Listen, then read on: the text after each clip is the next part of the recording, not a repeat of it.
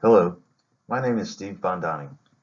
Today I'm going to discuss the communicating change process to managers. This is a two-part assignment that is followed with communicating change processes to staffers. Welcome, managers. Today you have been brought in to discuss growing concerns over prescription errors and how we plan to tackle the problem. If you weren't aware, there is a great need for change. This is going to require complete participation of the entire organization to be successful. Our next few slides are going to cover the following.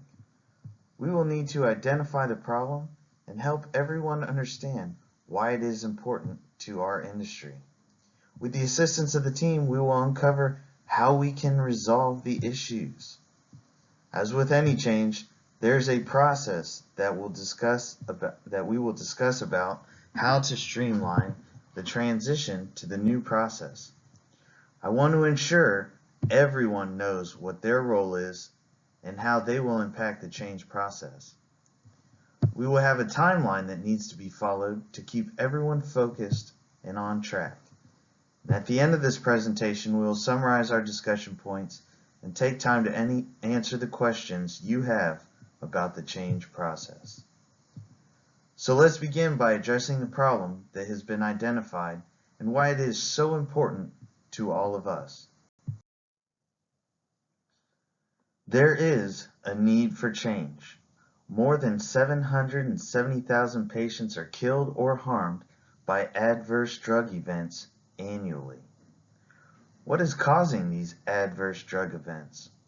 Well, a national study that took place over the span of 10 years has proved that hospitals are giving the wrong medicine to the wrong people. They are prescribing the wrong medicine because of similarity in drug names. Pharmacists aren't checking the counteractions of other medicines the patient may be taking, and illegible handwritten prescriptions are confusing to workers. So how do we fix this problem? CPOE, Computerized Physician Ordering Entry System. This system is a networked system that directly connects physicians to the pharmacists. Information will flow real time from user to user. The physician can forego their illegible handwritten notes and take it in and trade it in for computer-type prescriptions. Physicians and pharmacists can review patient information to verify what meds the patient is on and if any will counteract or have an adverse reaction to each other. The system can also help confirm the identity of the patient through a series of personal identifiable information questions.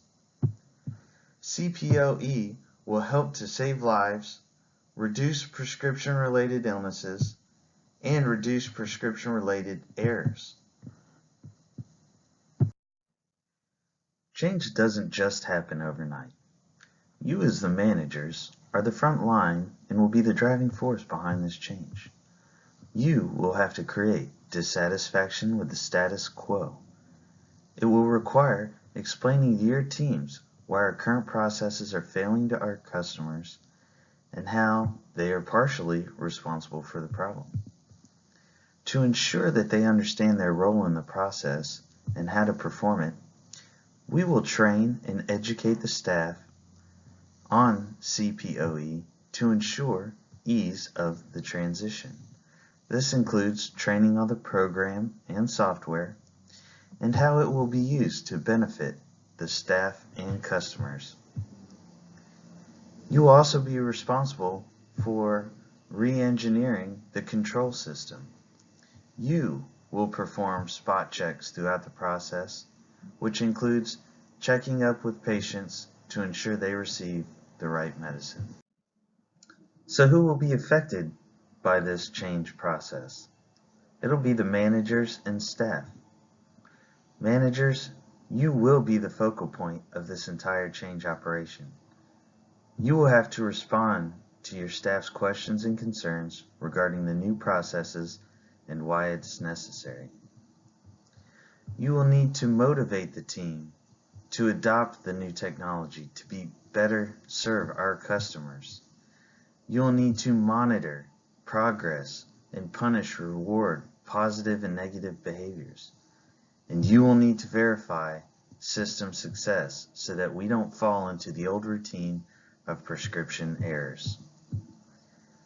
And the staff, they need to learn how to navigate the system and transition to implementing the system for everyday processes. They will improve operations by reducing prescription-related illnesses. So the implementation process is going to begin with a pilot program. We will incorporate the system utilizing only half the staff first. This is going to allow this incremental incorporation of the system to run side by side with our current processes. We want to identify weaknesses in the system or implementation of the program. We will identify the strengths, what has helped us best achieve implementation of this new program. We'll discuss our lessons learned, shortcomings, benefits to the system, things that we may have noticed hung up the transition phase, or things that have greatly impacted our ability to incorporate the new processes. Afterwards, we're going to perform a complete rollout, a complete transition of the new process. We'll monitor the progress to make sure that everybody is efficiently using the system. We'll mentor the staff to make sure if there's any shortcomings in training or use of the applications, that we stay engaged with the staff to make sure they understand the system and how to use it most appropriately in their jobs.